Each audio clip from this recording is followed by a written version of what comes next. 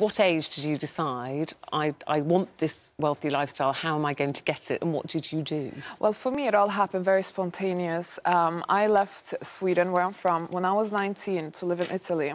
And spontaneously in Italy, I found a wealthy man. Well, actually, he was only 3 years older than me, but he was this typical kind of rich kid. And he introduced me to this affluent lifestyle of his. And kind of once you've tried the luxurious lifestyle, it's hard sometimes to go back.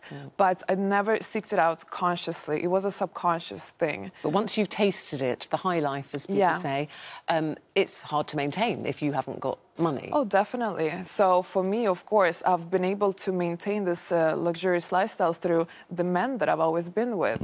And that's not something I'm ashamed of talking about. But Anna, what is the main secret to all of this? Is the main secret getting the billionaire to pay or getting the billionaire to fall in love with you? Absolutely both, and I believe that you can have both.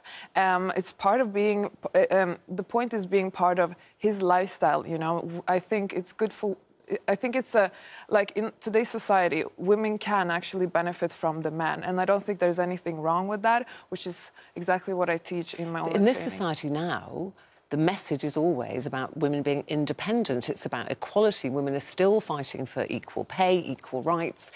Surely this is not the best message to be sending young women to say, don't worry about all that, don't worry about an education or being independent or getting a job and looking after yourself. Just find yourself a rich man and he'll look after you. Well, you see, I was sure you were going to ask this question because people tend to immediately jump to conclusions that that's exactly what I teach. That is not true.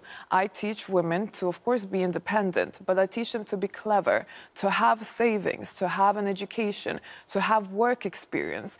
If that day happens when the man perhaps will leave them or they want to leave the man, they can take care of themselves. But how can you be independent, Anna, if you're living off a man and you don't have any money? If you're not working yourself and your whole lifestyle is built around a man paying for everything, if he does leave you, you're scuppered, aren't you? Because you don't have anything, you don't have any backup. I understand what you mean. What I'm talking about is that the women should have the choice to choose if she wants to work or not. I don't think it should be forced upon a woman in the high society if she wants to work or not.